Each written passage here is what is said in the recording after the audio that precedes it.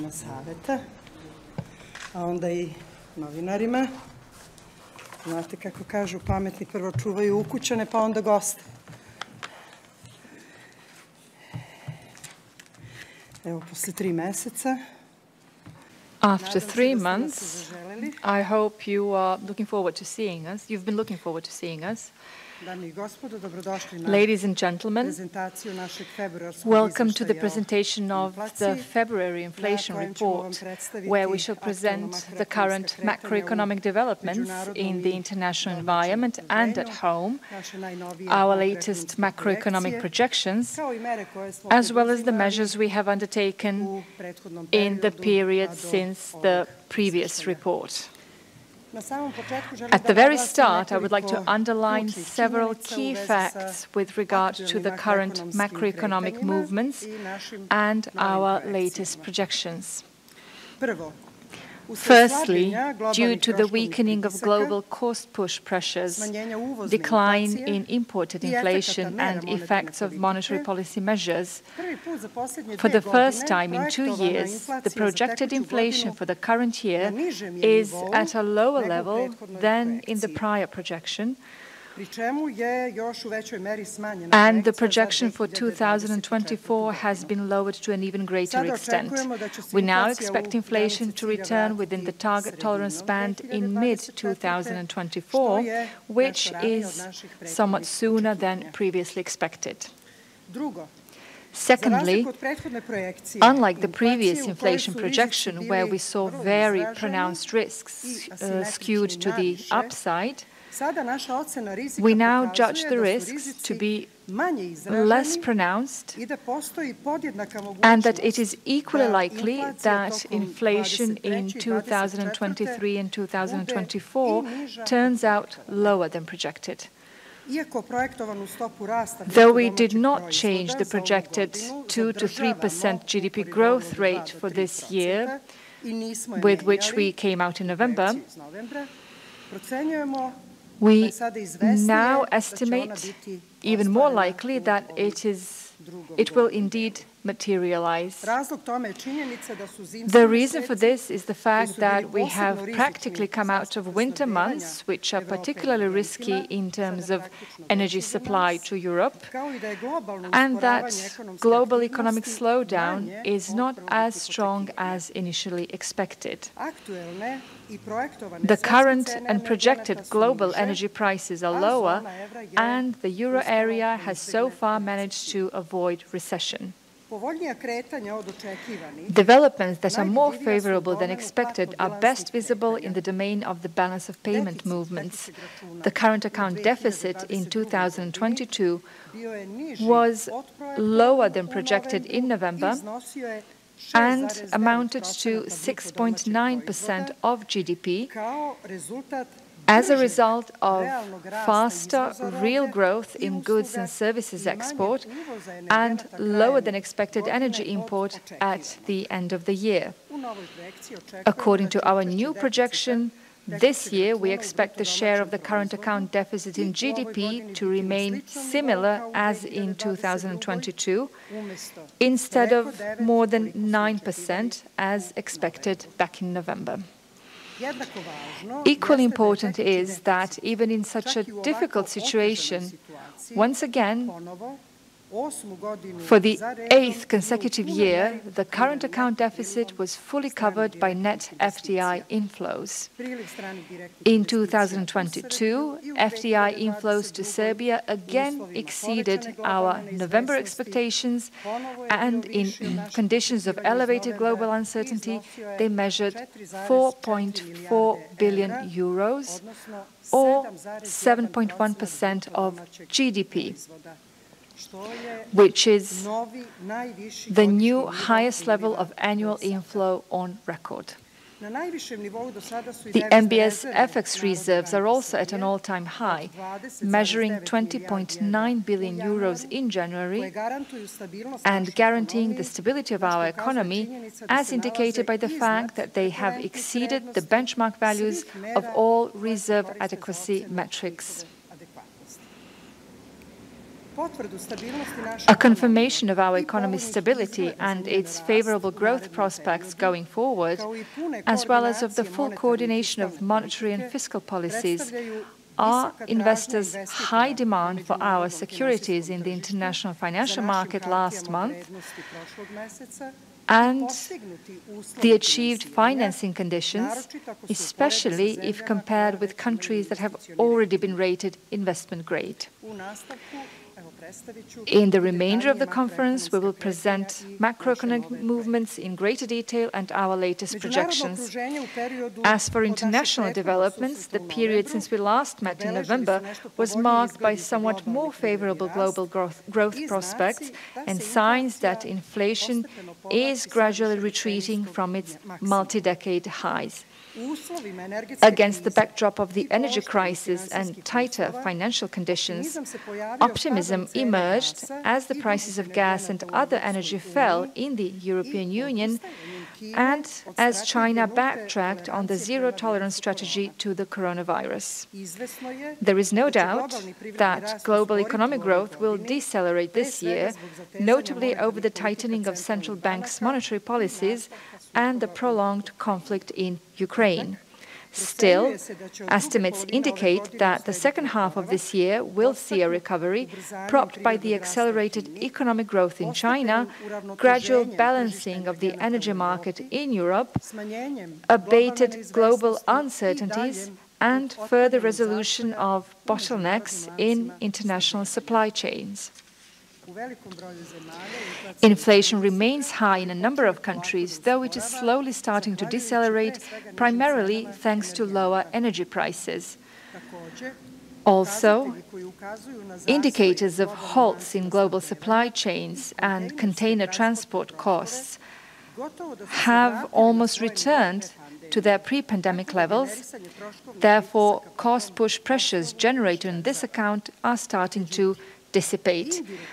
Yet the indirect effects of elevated prices of energy and industrial raw materials in the prior period, combined with a tight labor market, which is characterized by low unemployment, are still affecting growth in core inflation in many countries. The ECB forecasts core inflation above 2% throughout the entire projection horizon. In addition, we should bear in mind the fact that more robust growth in China would very likely drive up the prices of energy and other primary commodities, thus rendering fight against inflation more difficult. According to the IMF's latest estimate from January this year, global inflation will remain above the pre-pandemic level, not only this, but next year as well, and it will remain above this level from 2017-2019, which measured around 3.5%. Therefore, leading central banks, the Fed and the ECB, continue with monetary policy restrictiveness, making global financial conditions tighter. In the final quarter of 2022, year-on-year inflation in Serbia measured around 15%, which is slightly less than what we expected in our November projection. Around two-thirds of this continued to originate from food and energy prices. As in other countries, the contribution of energy prices decreased over the past months, while that of food prices went further up. In addition, year-on-year growth in producer and import prices remained relatively high, though lower than in the previous quarter, leading to a spillover to core inflation at home, namely inflation excluding prices of food, energy, alcohol, and cigarettes. Still, thanks to the maintained relative stability of the exchange rate in extremely uncertain global circumstances, core inflation continued to move below headline inflation and measured 10.1% year-on-year in December. When it comes to our expectations for the coming period, as I pointed out at the beginning, the new inflation projection in February is lower than 3 months ago. Under the February central projection, we expect year-on-year inflation to remain elevated in Q1 2023, mostly due to the continued pass-through of high cost-push pressures from the previous period onto the prices of food and other industrial products, and to the adjustment in electricity and gas prices. It is then expected to strike a downward path and decline more sharply in the latter half of the year, with inflation at end 2023 being 2 times lower than at the start of the year. Inflation is anticipated to retreat within the bounds of the target tolerance band around mid-2024, which is sooner than we expected in our previous projection. Inflation's decline should be supported by past monetary tightening, waning effects of global factors which drove energy and food price growth in the past period, a slowdown in imported inflation, and subdued external demand amid the anticipated slackening of global growth. The downward trajectory of food inflation, expected until the end of the projection horizon, may possibly be moderated, though not jeopardized, by the imperfect market structure on the supply side, namely the absence of any stronger competition in this segment. As global cost-push pressures remain robust despite signs of easing, we have continued to raise the key policy rate. In this way, we influenced inflation expectations and contained the second-round effects from elevated food and energy prices on other prices. We also ensure that inflation should return within the target band over the projection horizon. Our response was, however, more moderate than before. Hence, after raising the key policy rate by 50 basis points in December, in January and February, we lifted it further up by 25 basis points each month to 5.5% at present. At the same time, by maintaining the relative stability of the dinar exchange rate against the euro, we have helped limit the effects of the pass-through of high import prices to domestic prices and sustained macroeconomic stability in the conditions of heightened global uncertainty. The dinar strengthened by 0.2% against the euro in nominal terms in 2022. We intervened in the interbank foreign exchange market by buying 1 billion euros net to prevent excessive strengthening of the dinar, thereby further boosting the country's foreign exchange reserves to the highest level on record. The level of foreign exchange reserves well exceeds the benchmark values of all typically used reserve adequacy metrics, which indicates that they are an important buffer against a wide range of potential risks from the international and domestic environment.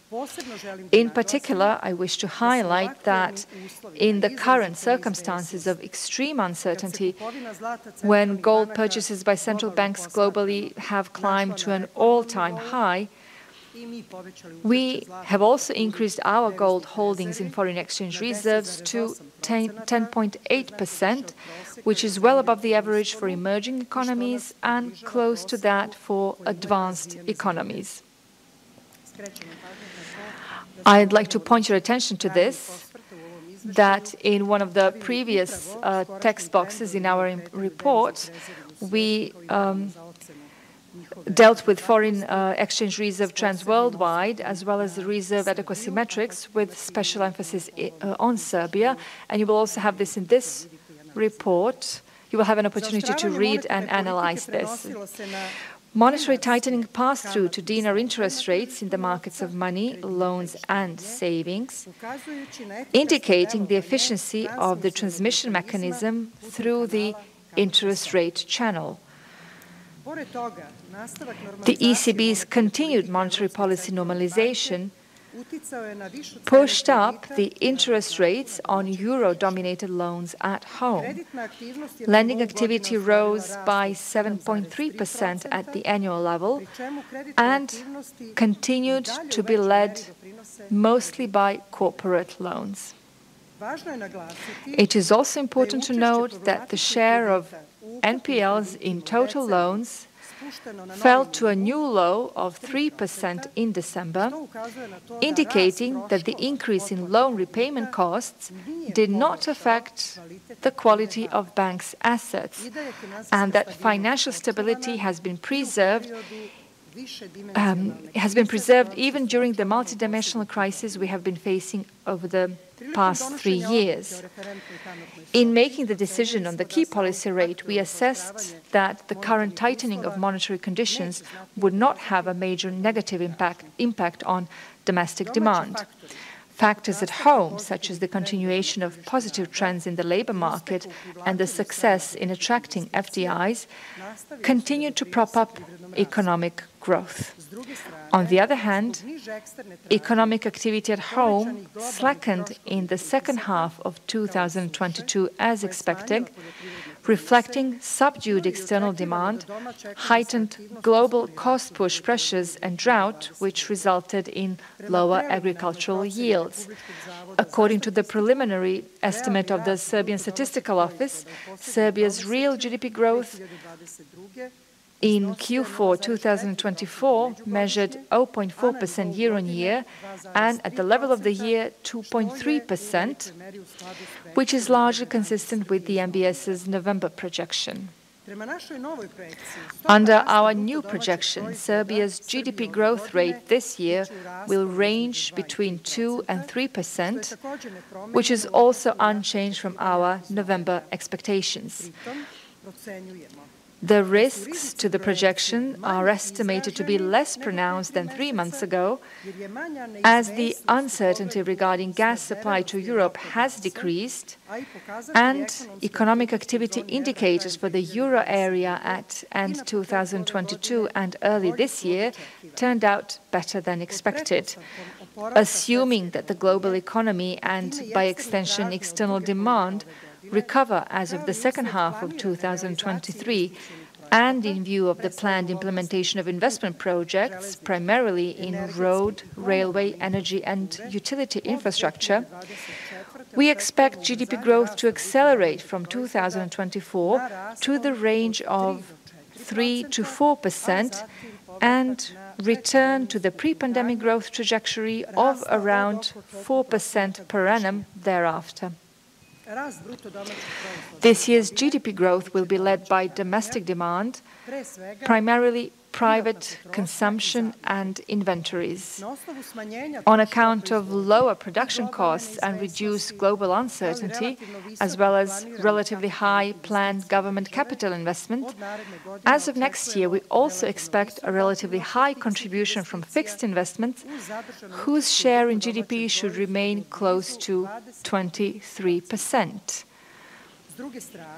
On the other hand, due to the expectedly high imported quantity of key energy commodities, gas and oil, and a cautious approach to euro area growth, net exports are projected to provide a negative contribution to GDP this year.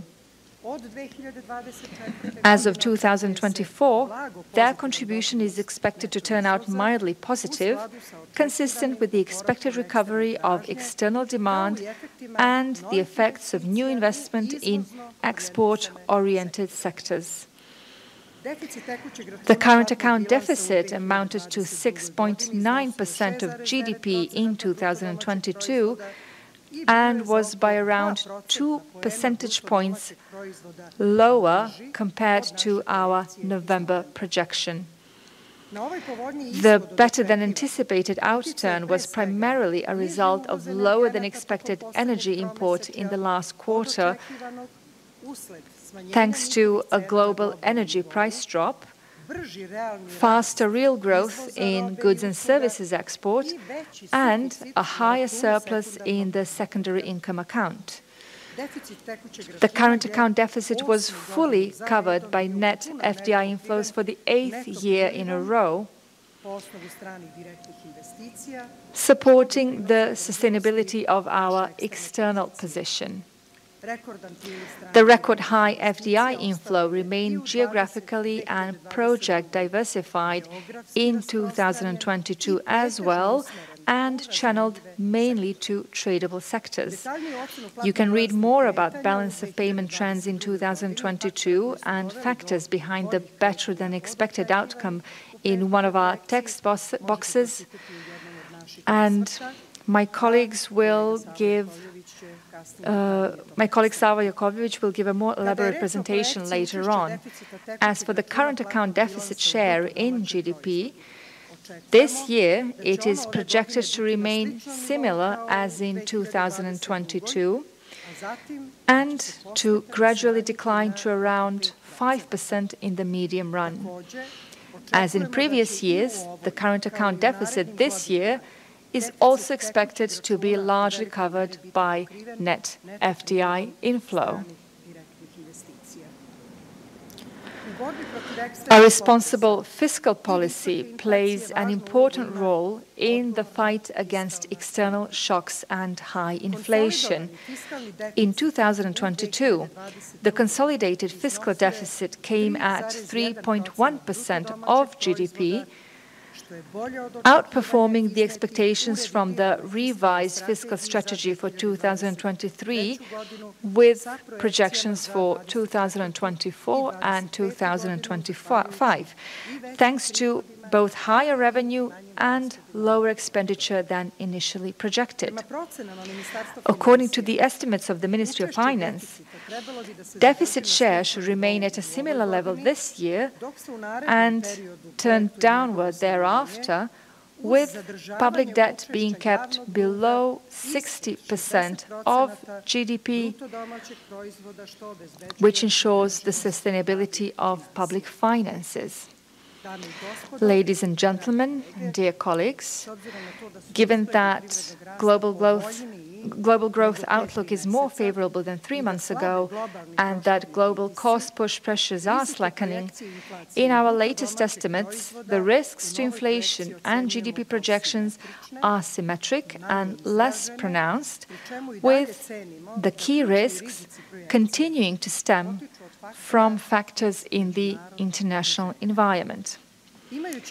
Having this in mind, apart from the baseline, this time we decided to present 2 additional projection scenarios in the report. A downside one, but turning out so after a longer period, and an upside scenario compared to the baseline, featuring lower inflation and higher economic growth compared to the baseline. Our successful coping with global turbulences and several intertwined crises over the past years confirms that the government and the National Bank of Serbia were able to respond to the shocks we were facing, and that the Serbian economy has become more resilient and managed to adjust to the changed landscape.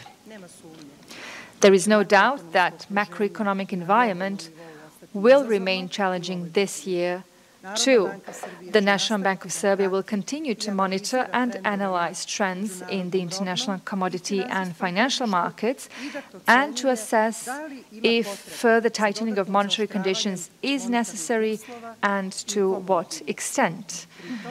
We will also keep in mind that it takes time for the effects of past monetary tightening to come to full fruition in order to ensure an optimal mix of all economic policy instruments in such a way as to bring inflation down and preserve price stability, while also ensuring the continuity of economic growth. You will, of course, receive this speech. We stand behind each word we say, but before I pass the floor on to my colleagues, I would like to share a well-known fact to you. Economics is economy is mostly affected by human behavior. So economy and finance is not astrophysics. And when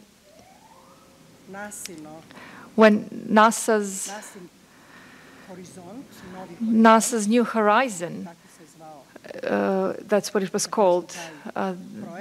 That's what the project was called. When the New Horizon project traveled to Pluto, it traveled for 9.5 years. It was launched in 2006.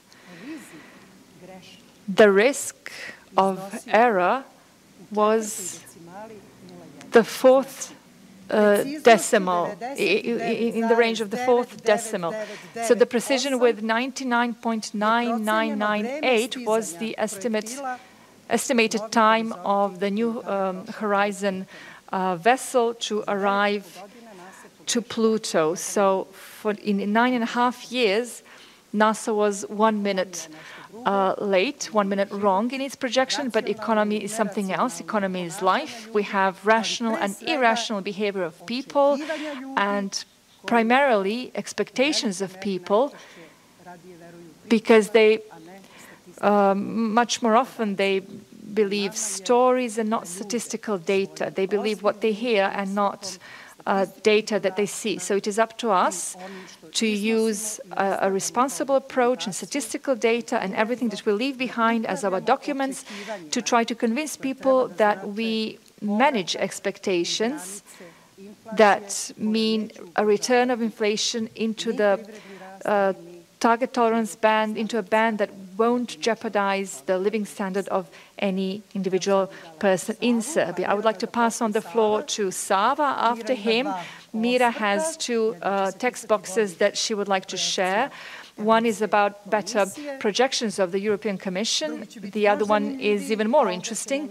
And then Željko will tell us, I know that you relaxed only after the second half of the conference.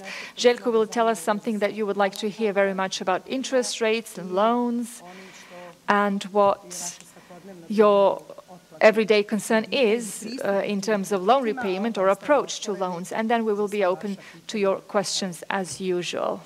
Savo, you have the floor. Thank you. We will now provide more details regarding the achievement of the projection of the current account deficit, because there we had made a larger change compared to the November projection. This result was much better, and there are several factors behind this. They include positive trends in international markets, which have reflected on the slowdown in inflation, but also the reduction of cost-push pressures, which have also influenced economic growth. First of all, I would like to say several things about the current account deficit, about the current account, because this is sometimes mixed up with the fiscal deficit.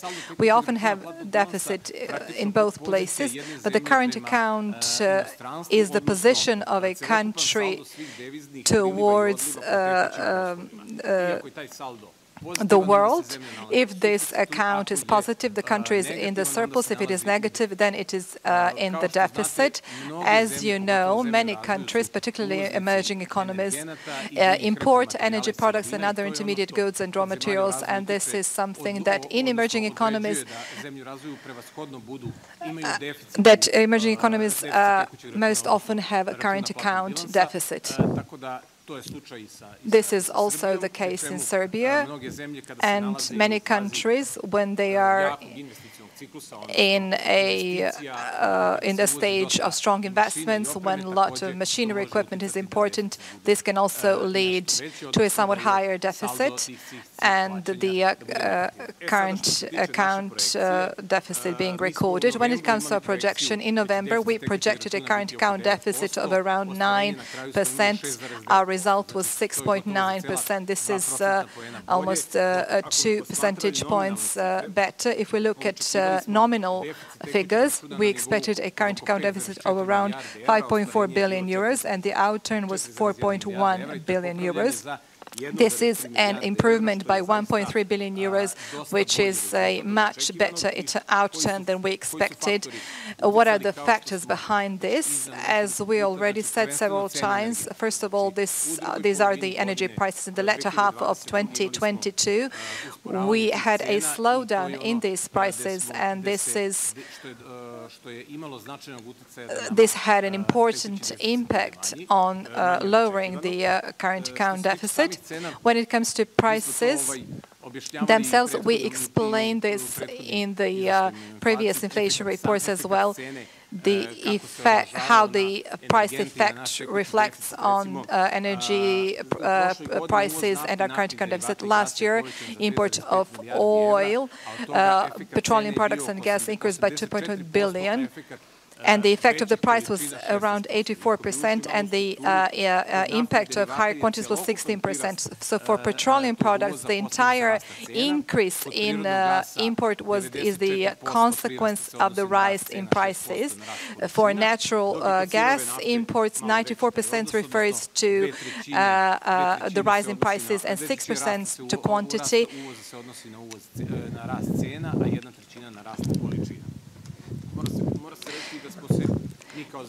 As a country, we were well prepared for the coming season, and the supplies of natural gas were filled in time during summer months. We made sure everything was ready. So in this sense, we were able to have a secure situation when it comes to energy products. When it comes to prices of energy products in the international market, three factors can be grouped which led to a lowering of these prices, and these include the warm winter in the largest part of Europe. At least so far, it was milder than usual. Then quicker and greater gas storage levels filling in Europe. This is another factor that helped lower the prices of energy products, although they are expected to rise in winter months. And of course, there was reduced demand from China for all energy products because they had renewed restrictions relating to COVID. So these are the factors from the international market which led to the fact that current account deficit outturn was smaller than we expected, but there were also factors at home which contributed to this better result. Our export showed great resilience to all events. In the previous projection, we projected export to grow by around 28%, and this was achieved. By contrast to import, which was lower than we planned. So on this account as well, we had a good result. And here we saw that FDI, which since 2015 have been record high, except in the pandemic year when there was a small decrease, but they were high then as well. And what we would like to point out that they are channeled to export-oriented sectors, and this is now producing results given the resilience of our exports, and that even in these times when the euro area in the second half of 2022 had certain slowdown, our exports remained solid. Export of services was also significant, even higher than what we planned. It grew at a rate of as much as 42%, which is a huge growth rate, very high. And here we had a major improvement. And it is important to know that if we look at the balance, as I explained at the beginning, we had a total export and import, and we also have a balance on goods and balance on services.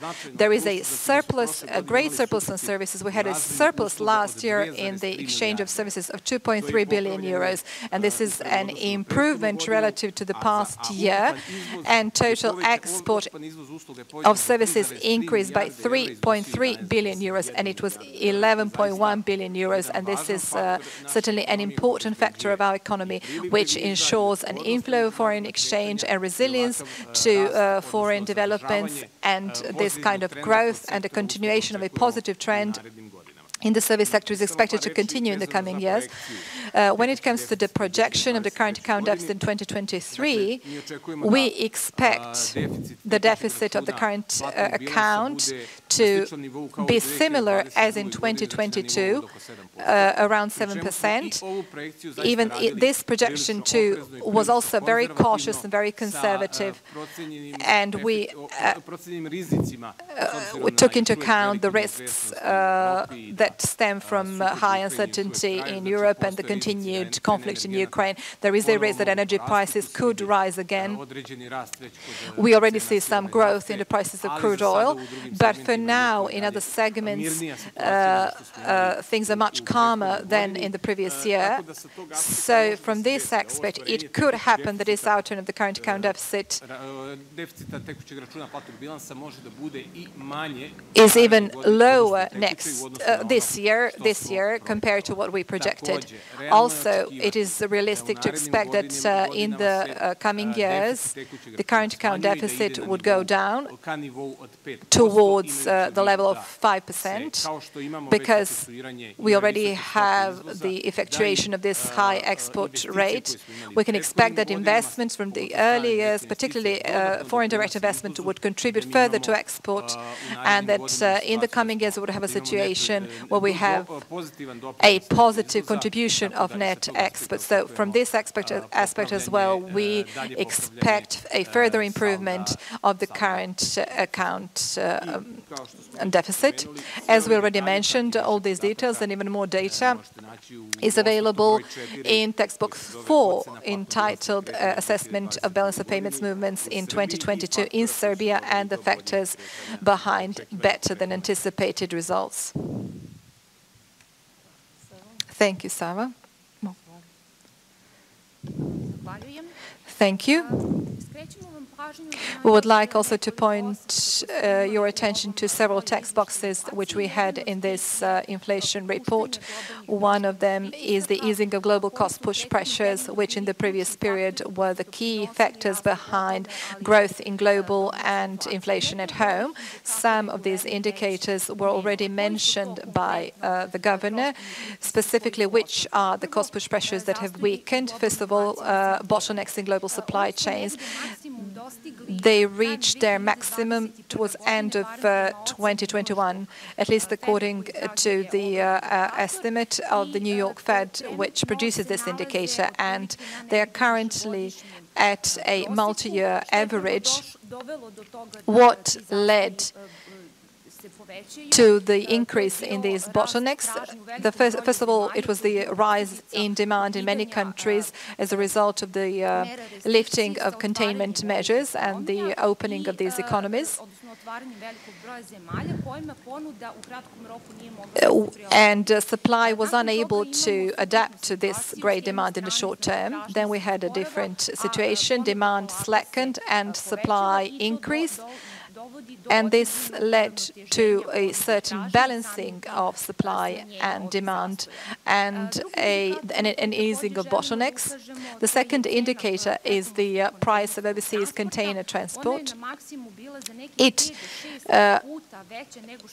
At its peak, it was 5 to 6 times higher than in the pre-pandemic period, and we can also see that this price has retreated to about its pre-pandemic level, which has certainly contributed to lower cost push pressures. Prices of primary commodities are also declining, primary agricultural commodities, primarily grains, which are now around 50% lower than they were at their maximums in March 2022. Prices of metals are also around 20% lower, prices of mineral fertilizers by around 30%, also declining other energy prices. You remember that in our previous projection, we considered the energy prices to represent the greatest risk, primarily because winter was approaching and there were expectations that because of higher demand, these prices would go up as well, but this did not happen. Conversely, they are falling, and when the gas price in August was on average around $2,500 per 1,000 cubic meters, in January it fell to around $715 A similar thing happened with electricity prices. From 5 euros per megawatt hour, it declined to 125 euros per megawatt hour. Similar thing happened with oil prices in January. On average, the oil price of Brent oil price was around $83, and this is around 30% lower than the maximum in June. All of this indicates that since these cost push pressures are easing, we expect a further slowdown of imported inflation, and all this should contribute to lower inflation at home. And there will also be the effects of the monetary policy tightening by the National Bank of Serbia, the arrival of the new agricultural season, and subdued external demand. And this is something that we can already see in euro area inflation from a maximum October level of around 10.6%. It fell in January this year to 8.5%. So even on this account, we expect a decline in inflation at home, as Governor has pointed out, and towards next year, inflation should retreat within the bounds of the target tolerance band. Another thing we wish to emphasize and repeat, and Governor has already highlighted, we now judge the risk to the projection to both inflation and GDP to be symmetric, and this is the first time after a longer time period when it comes to the inflation projection. For the last time when we judged the risk to the projection to be symmetric was August 2021. What does this mean? This means that now we believe that it is equally probable that inflation would be lower than what we project in the baseline scenario, and to retreat within the bounds of target tolerance band sooner than expected. There are indicators that might point to this. What would lead to lower inflation?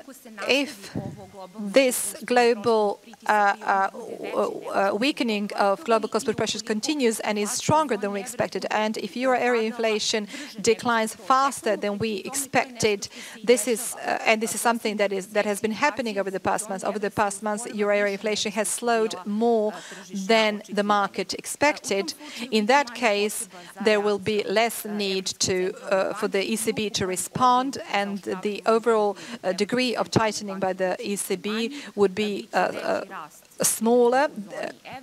There will be higher growth in the euro area, and all this would spill over to the domestic macroeconomic developments.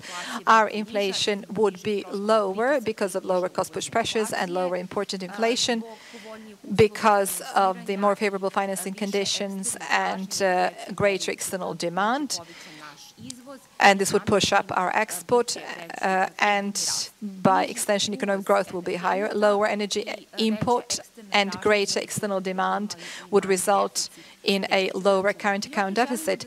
Here, we would like to point your attention to the fact that it is the European Commission that came out with the new projections, which are closer to our optimistic, so-called optimistic scenario, because what we assumed in a baseline projection is that inflation, when we are talking about external assumptions, that euro area inflation would average 5.7% this year and 2.4% next year, and that economic growth in the euro area this year would stagnate and measure 1.2% next year. What we have now is that, at least according to the estimate of the European Commission, growth this year in the euro area is expected to be 0.9% and 1.5% next year, and that inflation will average 5.6% this year and 2.5% next year. And all of this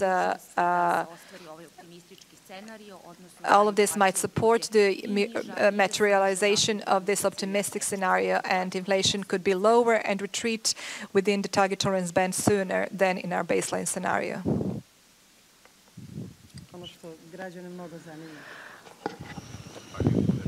Thank you, Governor. In the context of inflation, we usually talk about the increase in interest rate as a monetary policy instrument, the goal of which is to reduce inflation. But more often we hear questions: to which extent the interest rate growth affects the ability of the loan repayment ability of citizens. Until June last year, if we mark the point of Euribor growth as the turning point, we had a period of several years of low rates, and then we had an increase in both the key policy rate, actually the key rate of the ECB, as well as the key policy rate of the National Bank of Serbia. And this spilled over, in case of our country, in case of dinar loans, it spilled over through the money market onto benchmark rates, rates such as Belibor, which affected the increase in dinar loans, and through the change in Euribor on the change in the prices of in the costs of euro loans. If we look at the loans with variable interest rates, we always have a period where these rates are low and a period in which they are higher or high. If we took a loan in a period of low interest rates, and it's usually for a period of 2, 4 or more years, and we chose the variable interest rate, the increase in rates should not come as a surprise.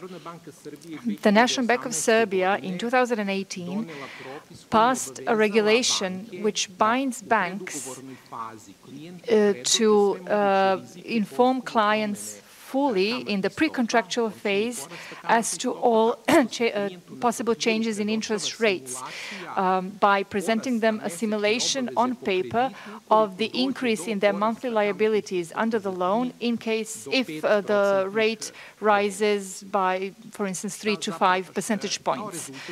As a result of this, we have a situation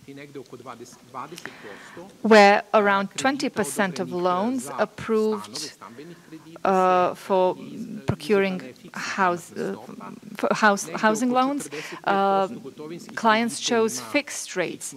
Around 40% of loans are with a fixed rate, but still a large number of loans are at a variable rate, and that's around 80% of loans. Around 30% of loans are linked to the 6-month Euribor. And in this condition of rising interest rates, we see that this leads to an increase in the monthly installment under the loans. Some would call this a credit risk induced by the change in the interest rate. And this is why last year the National Bank of Serbia passed a set of measures to help solve these problems, notably in terms of the increase in interest rates. These measures allow a loan rescheduling where users of cash loans are allowed to extend their loans from 6 to 9 years, with consumer loans for the purchase of cars from 8 to 11 months, and with housing loans for an additional 5 years. The goal of this measure was because clients had a higher monthly installment, and this way this would be extended for a longer period so that the client would be within their possibility to repay the liabilities monthly. So we have both systemic and individual measures. Systemic measures involve all clients, and in this sense we can, for instance, look at the available data for NPLs last year, where we can see that in 2022, when we had, from the middle of the year, we had an increase in interest rates. We had a fall in the share of NPLs in total loans by around 0.55 percentage points to 3%, 3.02%, and in special portfolio segments such as the household segment, we had a reduction of around 0.15 percentage points to 3.97, and in the corporate sector a reduction of 0.86 percentage points to 2.49%. We can attribute this to precisely the measure adopted by the NBS. But in addition to these positive effects, we still cannot neglect the fact that individual citizens felt an increase of interest rates on their own skin. And this is the individual effect that I also mentioned. It means that their monthly installments increased and they had difficulties in loan repayment. This is why I'm telling all of this today to talk to these citizens. If you feel difficulties in your monthly loan repayment because of all of these changes, please reach out to your bank, because banks are supposed to identify clients with such difficulties and offer them rescheduling or similar measures. This measure is in the interest of all participants. Clients should have a facilitated loan repayment, and banks should have the opportunity for preemptive action to avoid a default by their clients. We also must mention the costs. When you are in a situation to reschedule a loan, there are no additional costs. There's no additional increase in the interest rate. You cannot increase the interest rate for a client who already has a problem in loan repayment. You can't just call this a risk premium or something like that, or calculate some other loan processing fees. For this extended period of repayment, if it's, for instance, a cash loan you have from 6 to 9 years, the client will only pay additional interest rate for this additional period, because this is only logical. The loans that, the funds that are repaid for a longer period, they must have their source, so you have to pay the cost of that source of funds. What we can say is that the National Bank of Serbia will continue to keep a close eye on interest rates in the market and react timely. Thank you, Željko. Now you may pose your questions.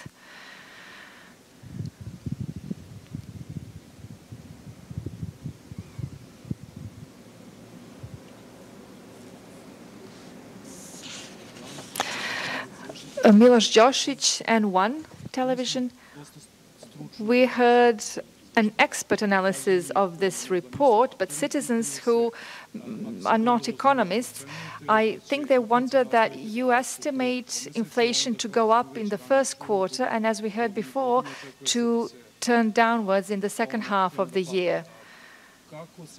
How will this reflect specifically on everyday costs that which citizens are mostly affected by, such as food, transport, energy, and electricity and gas?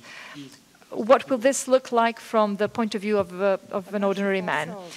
It is our job to do this job in this way, to make projections, to use models, to perfect models. We have a team working on this, and then to use these expert analyses to extract explanations that are acceptable for citizens, to help explain what they feel in their everyday life. Maybe that's why I said that people are more likely to believe stories and tales than statistics. But when I hear that somebody says galloping inflation, I have a feeling that these are young generations who don't know what galloping inflation is and was in the 90s, or who don't engage in economics by having read at least a book to see what inflation used to be in the past. But we do not deny the fact that in this average inflation, the biggest cost is the cost of food, and this affects the most those who use most of their income to buy food. Milan will explain this part, but I would just like to say that in the first quarter, in the given circumstances, and we say that we mostly depend on international environment and development, international developments, energy prices and food prices such as cereals, what is stock exchange goods. We depend on those circumstances, and if they remain as they have been so far, we expect in the first quarter inflation to stagnate at this level and then to start retreating to a greater extent. But Milan can explain this in a simple and concise way, unlike me, because I like to speak at length. As you said, you understood well. What we expect is that in the first quarter of this year, inflation will continue to grow. Looking at year-on-year inflation, this is not a much greater level than where we are at present. It's 1 percentage point higher. After that, as of the second quarter, perhaps as of March, inflation is expected to slow. At the end of the year, we expect inflation to be 7 to 8% December 2023 compared to December 2022. On the condition that euro inflation slows from 8 to 9% at present to 4.4 to 5%. This is the key assumption. When it comes to food prices and the cost of living, they are a part of calculation of this inflation. So this inflation of 15.1% in December includes the increase in food prices which we had in December relative to December 2022. It was 23.4%. This data for headline inflation is lower because there are some other services and goods that whose price increased much less. When it comes to a final calming of inflation, we expect this to happen in mid-2024. As we pointed out several times during this conference, this time we see also this optimistic scenario that this time there is a possibility that inflation would start declining and then continue declining even faster than we have projected. So what we see here are symmetric risks, the probability of inflation departing from what we see at the moment.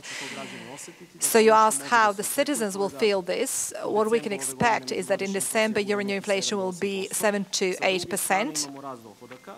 Also, we have an income growth, income in the minimum wage by around 14%.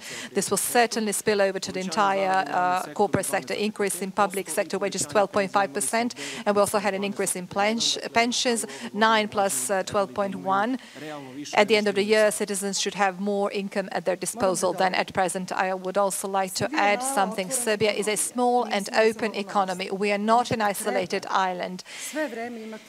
What we must have in mind at all times is that we are exposed mostly to risks from the international environment, and from the very start we have been speaking that 2/3 of inflation is imported inflation, the inflation which the monetary policy cannot influence, but the part that we were able to influence was used through government measures when prices of foodstuffs used by most of the population were capped, and this is the part of the population that you're referring to, and this has contributed to keeping inflation at a level which is lower than in other countries of the region, which, as well as us, are exposed to the consequences of someone else's actions. Russia and Ukraine are in a conflict. Gas and oil come from Russia. The Ukraine exports most of the world's grains, so this is not the fault of Romania, which has inflation of 16.4, or Poland, which has inflation of 16.6, or Hungary with 25.7% inflation. So we are talking about these 2/3 of inflation generated by some other reasons, which are actually the war crisis. But there is a part of inflation which is traditionally a consequence of excess money in circulation. Even there, Serbia is not guilty for the inflation we are recording at the moment, which moves at a level of 15%. I keep saying that it will stagnate. Milan says that it will go up. Here is my colleague Perović Danilo, whose models show that inflation will move at 15 point something. Serbia did not have an overly high outlays for wages, and the participation of IT sector in the private sector, which has greater growth in real terms than inflation, did not influence our inflation that much. We do not have inflation pushed from this side, driven from this side. But we are the victims of money printing that has been in place since 2008. Whether we like it or not, capitalism has stopped being the capitalism described in theory, which delivers completely different results when it comes to when profit is individual of the financial sector, while the losses generated by the financial sector are a category that has to be borne by the entire population. Losses are distributed among all citizens, and individual profits remained in the financial sector. Since 2008, starting from America to the European Central Bank, you have an unconventional monetary policy where attempt is made to print money and use various different instruments, quantitative easing, etc. What we had was an excess amount of money in circulation, which, however much hovered in some nooks and crannies, at one point appeared in the system and caused inflation. How come this printed money was not visible for a long time? It was not visible because it was mostly channeled towards the selected entities, large corporations, which invested this money in buying their own shares and in buying their competition. And those who analyze what the National Bank of Serbia has been doing and writing, since 2017, I have been saying that there will come a time when this excess money will appear, and that those who had no or very little benefit from this through cheaper loans that came through the financial system to foreign banks, and then they extended loans to citizens at rates which Željko spoke about, and these clients did not mind a lower rate on euro index loans at the time, but there had to be a time when this excess money would appear in circulation. I will now mention Hungary, with inflation of 25.7%. And when it comes to Serbia, Romania, Poland, Czech Republic, we are somewhere there, 15, 16, 17%. Hungary has 25.7%. It had a similar conduct when it comes to generating money in the system, believing that it can behave in the same way as the Fed or the ECB. However, inflation, when it is low, it is a headache that you don't have to take medications for. But when there is such a surge in inflation, and when it is encouraged, and it would have happened even in the absence of war, because this excess of money just simply had to appear. And we spoke about this in 2018. I can show you the paper and my speech in Basel, when I said that the bulk of inflation is the consequence of such behavior by central banks. Why? Because since 2008, by printing so much money and by not changing inflation by a little, they were not able to lift it to the desired 2%. Bankers practically became the followers of the markets, which presented their expectations to central banks.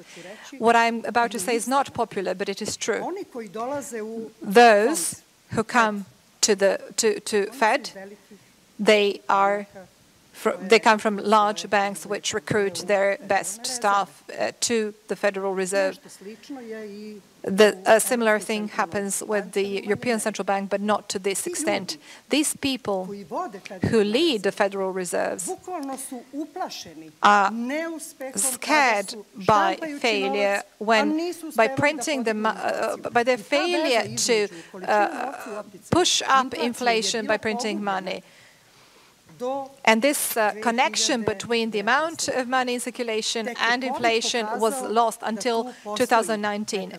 Only when COVID broke out, when everything stopped, this connection became visible.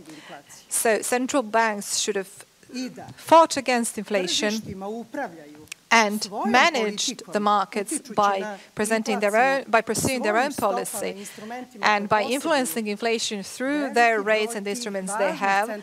A large number of these important central banks, except the Central Bank of Japan in part, have begun to respond to market requirements, and markets almost began to dictate the level of the interest rate in the first important meeting of the month by the central bank.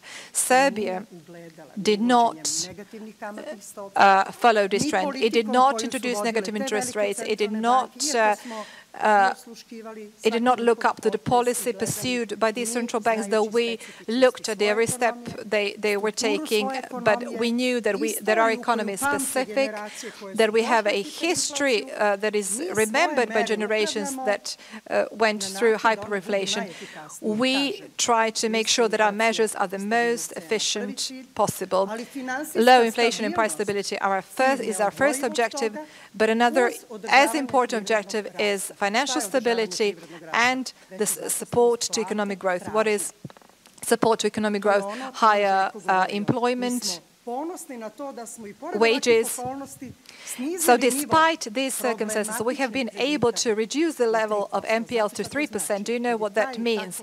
When the level of NPLs is so low, there are funds available that can be invested and both to citizens and the corporate sector, and through credit growth we can influence economic growth, which is not a picture to be shown, but is the sum of the citizens' income which they can use to finance their own needs. It is a very difficult job at the present. You don't have to ask me. I know the prices of food products because we regularly talk with large retail chains. I can tell you the exact price of the milk that I'm using. I know the exact price of those products which I use, such as you know the exact price and where you can find the cheapest products that you use. Or colleague Stoyev from RTS knows the individual price of each product he uses. But inflation as a number, which is a global criterion parameter, and it represents the sum and the average of my own of the inflation, which affects my budget, your budget, everyone's budget. So a personal viewpoint is a personal viewpoint, but it is not something that we can use as valid in macroeconomic research. Inflation is high. We are using all measures to respond to it. Some say that we were late. I wish to refute this. We did not begin to influence inflation by the key policy rate when this was published as an increase in the key policy rate, which was at the level of 1%. Since as far back as October, not 2022, but 2021, at repo auctions, variable repo auctions, which are something that I invented and which my team developed, we responded on a weekly level and adjusted this excess liquidity that appeared. We did not withdraw this by the key policy rate because this would be costly for the National Bank and for the government. And for banks, it would be ideal to deposit excess money with the MBS and not invest in loans. Do you know the difference in October between the effective rate, which it was 0.11 in October. This was the price that we paid to banks when we withdraw excess liquidity. And the key policy rate was 1%. And we raise this effective interest rate on a weekly level until it became equal to the key policy rate. And only then, since April, we started raising the key policy rate. Do you know why? Because I'm not trying to make everyone like me. I do not strive to achieve a position that will be safe for me when time comes for me to leave the National Bank of Serbia. There are many of those who work in central banks but have come from commercial banks and do as these commercial banks tell them. And I do not expect anyone to like me and to employ me once I'm no longer in the National Bank of Serbia.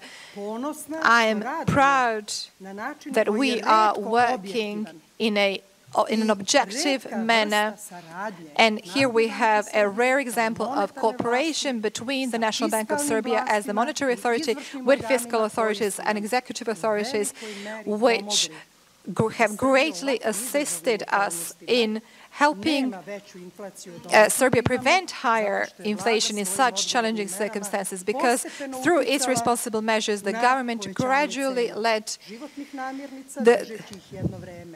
the government capped prices of foodstuffs for a while, and then when we looked at the losses that the limited price of gas, oil and electricity incurred for public enterprises, in January we had to increase the prices of electricity, gas, and the administered prices on which the government regulates, because the government takes care to ensure that the living standard of citizens is preserved.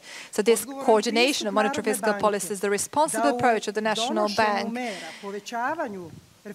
where when taking measures when raising the key policy rate, the effective rate in repo auctions before that.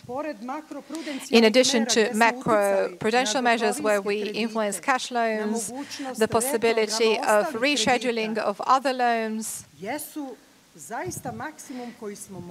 And this is the maximum that we were able to do, which does not mean that we will stop now, but we will take new measures which should return this inflation to a level which is possible to be achieved as soon as possible, taking into account that we depend on the international environment, that we depend on the agricultural season, but also that we depend on our own responsibility towards citizens. Our goal was always to create buffers for these difficult times. We ended last year with €1 billion of purchased foreign exchange in the interbank foreign exchange market in order to be able to respond when this is needed, that the dinar should not strengthen too much. No one should be much concerned about January, which is traditionally weak in terms of economic activity, inflow of remittances, inflow of FDIs. The National Bank intervened with 225 million euros on the side of supply of foreign exchange in order to prevent volatility of the exchange rate. Michel, let me tell you that yesterday, on 13th of February, the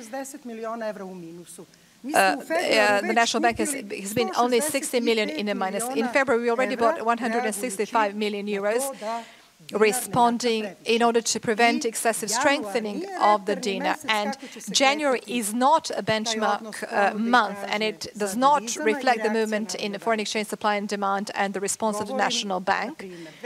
For example, in 2008, 2012, in each of these years, the National Bank of Serbia was the net seller of foreign exchange at the end of the year. Since 2012, in only 1 year, the National Bank was the net seller of foreign exchange at the end of the year. In all other years, we had a positive result and an increase in the foreign exchange reserves, which have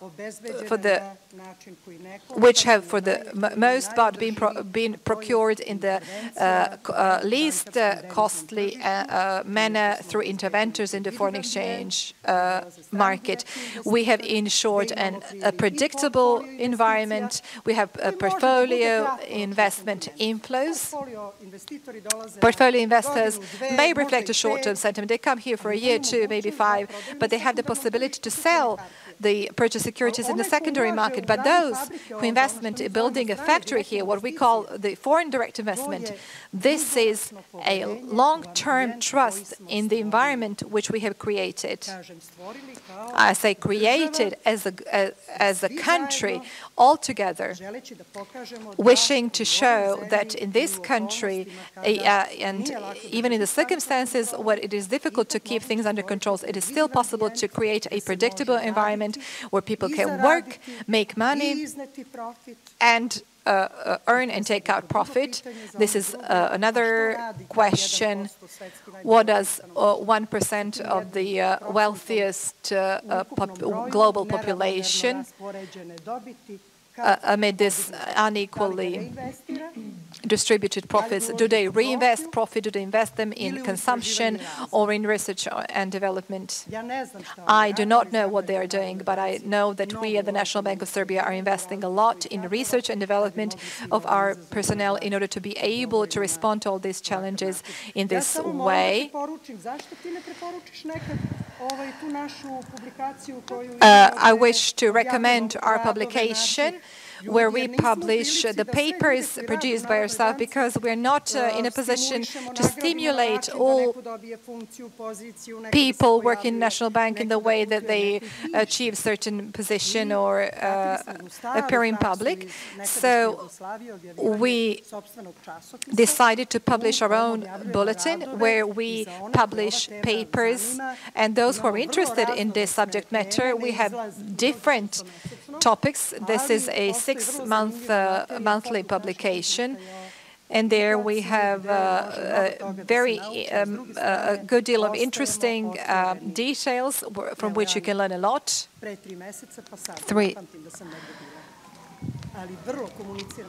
We try to communicate a lot with the public through our press releases, and we are here to answer all your questions because we wish to be an institution which educates, which informs, and not to defend ourselves when you ask some questions. This is something that we have been doing in continuity, so you can get all the information you want.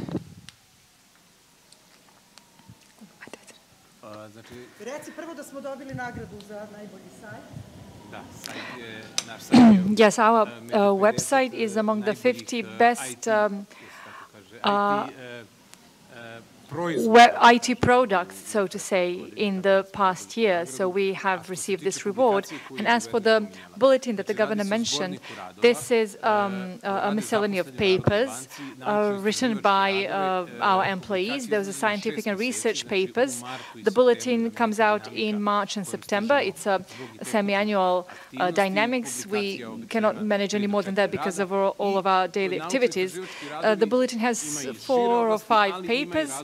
There are many papers that cover the jobs and functions that the National Bank is in charge of. We analyze models and some other phenomena that we come across in economics. Now in March, we will issue the 4th issue of this bulletin.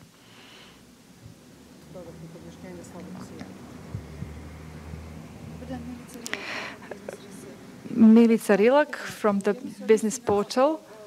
One question is about the anticipated growth in GDP in 2023, namely the expectations that private consumption and domestic demand should be the driver of that growth. So my question is, how will private consumption be the driver of GDP growth, and will it also push inflation up at the same time? So will these two things, have you taken these two things in account? And you also mentioned you expect a lower FDI inflow this year. So I would like to know the key reasons behind your expectations. As for economic growth, we stand by our November projection. We expect growth between 2% and 3%. The difference in relation to the November projection is that we see risks differently. We see a much greater possibility for the projection to materialize. We are much more certain that the growth will be achieved. As for private consumption, it is one of the generator of economic growth in 2023, but it is important to know that in Serbia, for years already, personal consumption has risen as much as the GDP. It didn't grow more than it did, more than the GDP. So it didn't have any major inflationary influence. In this year, it may rise somewhat faster than GDP, but the difference would be neglectable. We don't expect any major inflationary effect on this account. The key driver of growth is definitely export, so not net export, because we will still import energy to a great deal, but export in general, we expect to achieve export growth between 5 and 10% nominally, but more likely between 15 and 20%. Investments are expected to remain similar. I speak about overall investments. As for FDI, our projection is conservative as usual. So this is more a matter of us being conservative, because in the balance of payment projection, we do not want to come out with an optimistic projection, because such a projection would affect many other macroeconomic variables. What we can say is that it is quite realistic to expect a monthly inflow of investment of 300 to 350 million euros. And given the trends we ended last year with, we may as well exceed these figures. And we may even have a new record. But for now, it is simply too early to come out with such an optimistic projection. I must I must try to bust a myth that you usually have. Whenever wages are mentioned as a factor of inflation, let's take a logical stance. What does wage growth mean? If somebody receives a wage, they don't take money and lock it in their piggy bank at home. It means the ability of some people to buy something.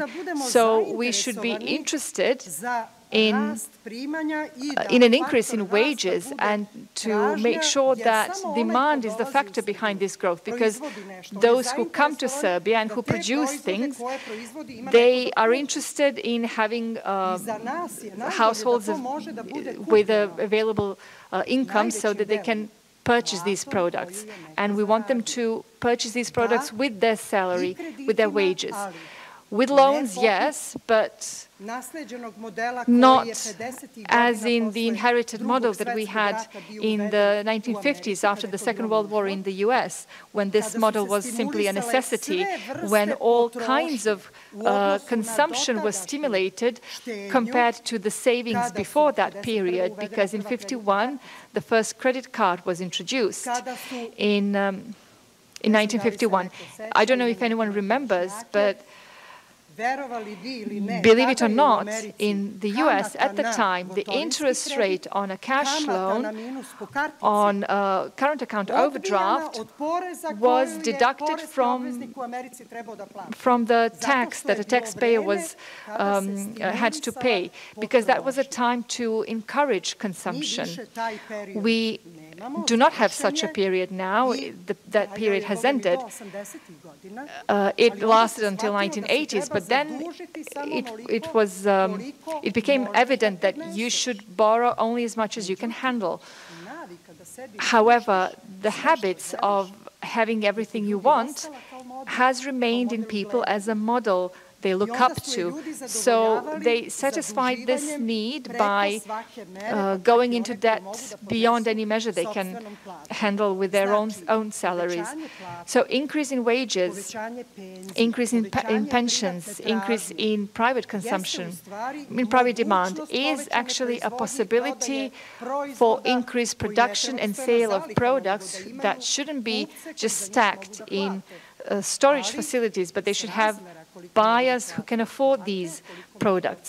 But there should be a proportionate ratio between the wages and loans and the products you want to buy, and that everyone should be able to repay these obligations at a realistic pace. We keep saying that if China abandons its zero-tolerance policy, that would be helpful. But if that happens, then China's demand for energy and other products would increase, and that would have an effect on inflation as well. Just as Željko explained, if you have a loan, if somebody has a loan, they expect that if they reschedule the loan for 6 or 9 months, that the interest loan on that extension should be abolished, but the bank has its own funds and you can't just get funds for free. We know that money is a type of a good that spends money and it doesn't earn money through interest rates. So demand and a wage increase as a demand is an opportunity to create profit to those who create new jobs here. We should look at it this way.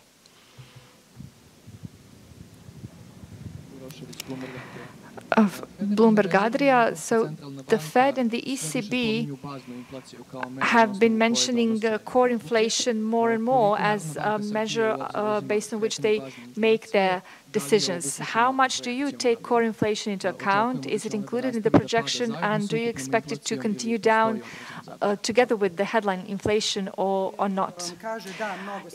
Yes, we take it into account to a great deal. Currently it stands at 10.9%. We look at it as much as we look at headline inflation because this is the measure of inflation which we as a central bank and other central banks as well, that's the measure of inflation we can affect. That's inflation excluding the prices of food and energy as factors on which we really cannot have an impact on because they depend on global stock exchanges. So yes, we do take it into account. As for the projection, we are currently at somewhat above 10%. We can stay there for a while in terms of core inflation, and then we expect core inflation to also turn downward. But it always decreases a bit less than headline inflation because of the spillover effect.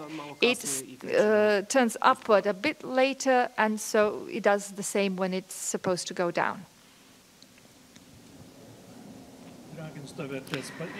From Radio Television Serbia, just one banking question.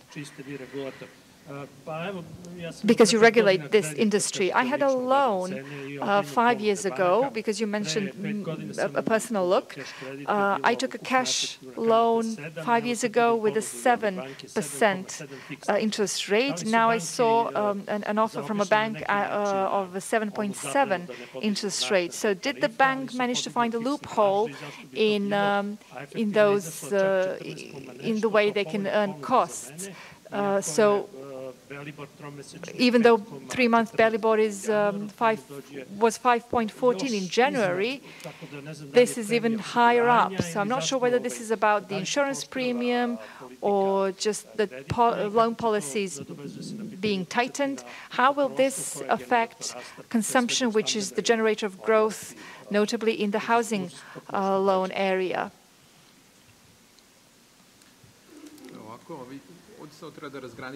we need to distinguish between two things.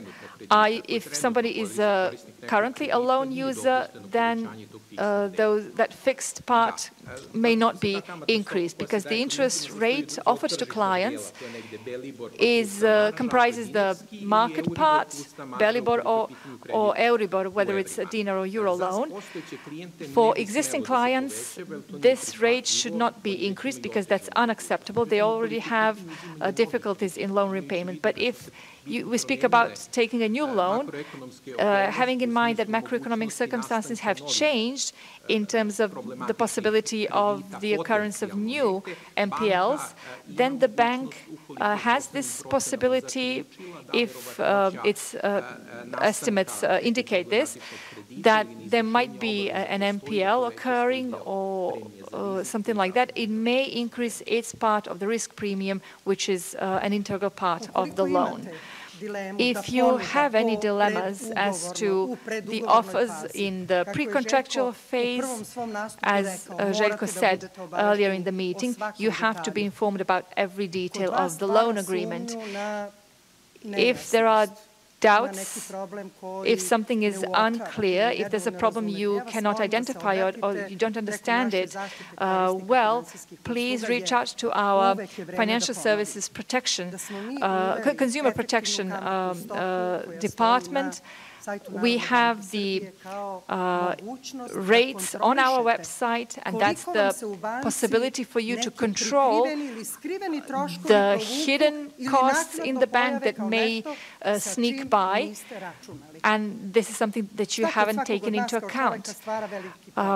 What each of us can have a problem with when you can't control things, and you can't control things if you are taken by surprise by something unexpected. In your loan agreement with the bank, there may not be these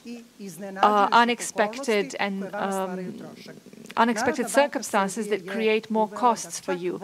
The MBS even introduced a measure that it has to be involved in the commercials advertised by banks, because we need to know whether they are true or whether, like those medication commercials, you are not sure about the information, but you have that very quickly read information that you should consult your doctor before using the medication. So from the phase of advertising a product, we can respond whether if we spot it ourselves or if someone brings it to our attention.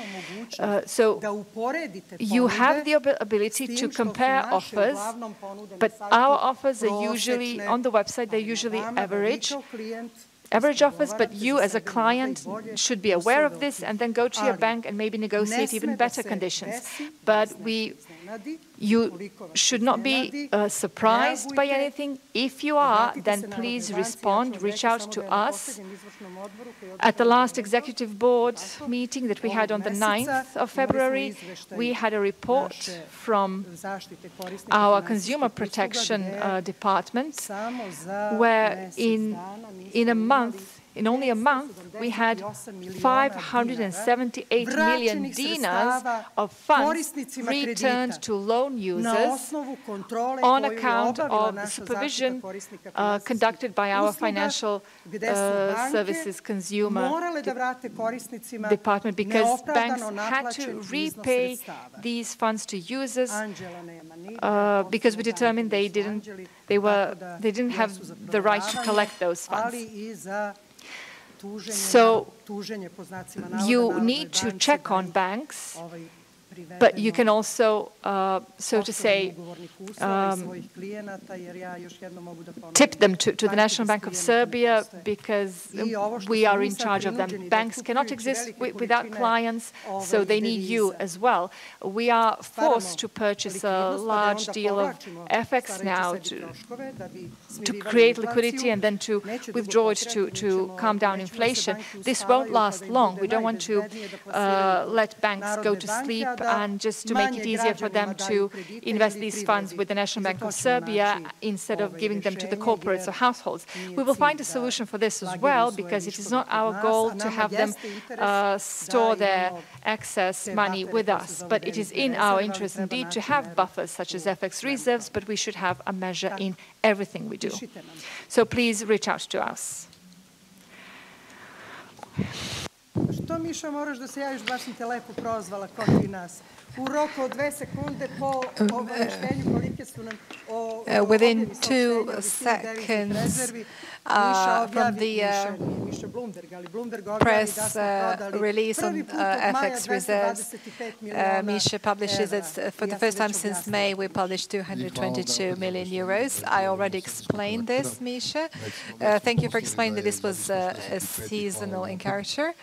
Thank you in advance. So you answered one of my 2 questions. The second question I have is that having in mind that through all these monetary policy instruments, when they're applied, they have some lagged effect. There is time needs to pass before their effect becomes visible. We know where we are and what we have achieved and through which methods. At this point, in your view, how much scope and need we have for monetary tightening?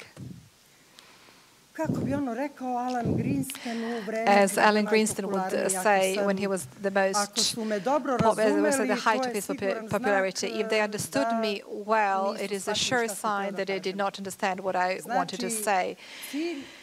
The goal of the National Bank is to be clear enough and to show in which direction its decisions are moving, but not to the extent where those who deal with financial speculations can make a profit out of that. So I believe that this communication measure, where we use communication as one of monetary policy instruments, is for the time being transparent enough.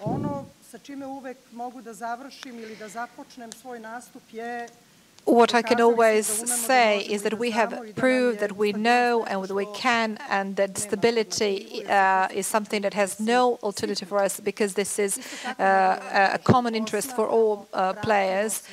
We are monitoring, we are following everything that is happening. This morning we had very positive news that inflation rate projected by the European Commission has declined from 6.1 to 5.6, and growth has been increased from 0.3 to 0.9. So it is a new circumstance. If I told you about a measure yesterday, today, it would not make sense anymore in view of the new data. So we wish to be serious, and we do not wish to contradict what we have said at the start of the meeting and at the end of the meeting. We wish to be clear, but also independent enough. And we wish to take our measures in time, publish them in time, having in mind price stability, financial stability, but also the impact on economic growth by supporting economic policy measures of the government of the Republic of Serbia. So far, we will take actions, will be clear enough. Members of the Executive Board, when they prepare the press release before the Executive Board, Savo, with his associates, always makes create several options to lower, to keep, or to increase the key policy rate. Whether you want it or not, from what they're doing, you can see where there are more arguments for a certain measure. So the measure of increase depends on the discussion that we have at the Executive Board, and our preparatory meetings so the Executive Board can last long, and they're not a monologue but a dialogue, conversation with all elements. Here we have Anata Shadish from the Banking Supervision Department. We also have the Foreign Exchange Operations Department and International Credit Relations. So we take absolutely everything into account. This is a publication where everything that happens within a month we observe, and take into account the prior period, we decide on what is adequate for Serbia. as Alan Grispen would say, That's it. that's it.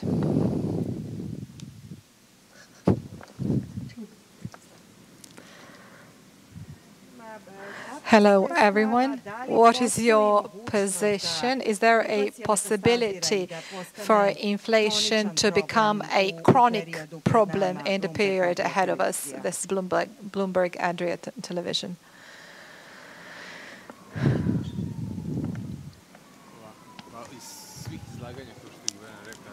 As Governor has already said, and throughout this meeting today, you have been able to see what our projections are and what we expect with regard to inflation, when we expect it to decline or return within the target bounds.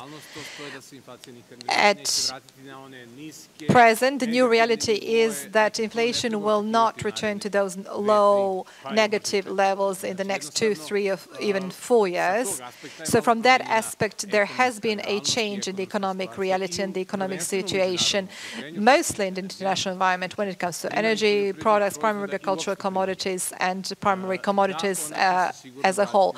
It will certainly, in our projection, retreat within the target tolerance band. So the projection is that it will probably retreat within the bounds in mid-2024 globally. The ECB's and the Fed's expectations are that in late 2023, early 2024, it will come close to their inflation targets of close to 2%. They are not entirely sure when this level will be achieved. Even in our pessimistic scenario, which has been presented by Mira, we do not expect inflation to stay as high as now.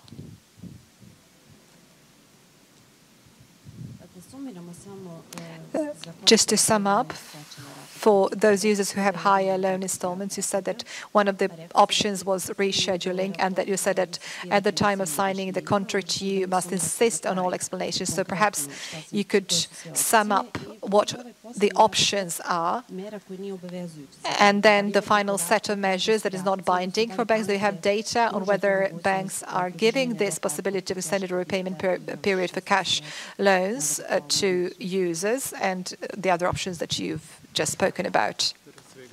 First of all, as you reminded us, I have already said this. Since 2018, the first step when you approach a loan is to think about whether you should opt for a fixed or a variable interest rate. The bank's employee should present you in written form the simulation of a change in the monthly obligation of the client in case of an increase in the interest rate by 3 or 5 percentage points. Still, we are aware that some clients understand this risk, they accept it, and they choose a fixed interest rate. Some judge that they will be able to deal with the rise in interest rate, and a part usually neglects it. So, and this is why there are regulators. There are some people who hurry to take out a cash or a housing loan, and they do not think about the parts of the loan that they are signing or the accompanying documentation. So they also bear a part of the guilt, but also banks should be more responsible in this part, and through the Consumer Protection Department and other forms of supervision, we check how banks present these pre-contractual information to clients. And certainly there are certain omissions there as well. There is a need to improve this process. Even if after all of this the client decides on the variable interest rate because they believe that there will be no increase in interest rates. So if they choose these low interest rates, the only way of using rescheduling here as a way to extend the repayment period and reduce the monthly obligation, this does not prevent banks from taking some measures. We spoke of interest rate. If a bank wishes to help the client, it can take different measures. It can if it estimates that by reducing the interest rate, the client may be able to repay the loan again and to repay the full amount. So this is also an additional option that can be used at this point. When it comes to the effects by talking about the NPLs as the NPL movements, we can say that our measures have produced results, but we continue to monitor this, and we know where the most vulnerable categories are. Up until the moment when we took measures related to cash loans, we had a hyper-production of cash loans with very long maturities of over 10%, and citizens got into a large amount of debt.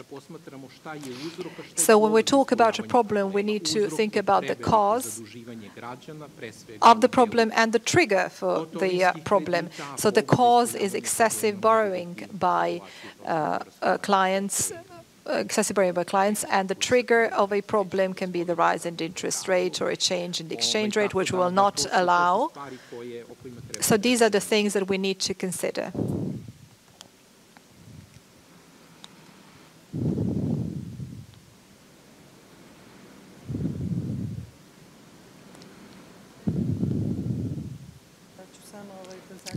Let me just conclude by saying that we should always wonder whether we really need all that we want. And on the other hand, we cannot pretend that in our everyday lives nothing should be changed. And as circumstances in the global environment have changed to this extent, that there is such high inflation that it is being influenced, so we have to change our way of living and our attitude towards spending if we want, as a society, to make progress. This is not popular, but I'm particularly sensitive to these things. And when I hear the word "I'm not hungry," when someone says that, I wonder whether this is about being polite or they're not hungry. So we know how much 23–24% food inflation means for some people. I would like to finish the conference now because this human empathy and the feeling that you are in the shoes of another person that has to buy food for a family of 4 is not something to be neglected, but this encourages us to make a full contribution to stabilizing this situation. I wish you all stay in good health, no tectonic disturbances, and confidence in the National Bank of Serbia, which I hope we have earned so far.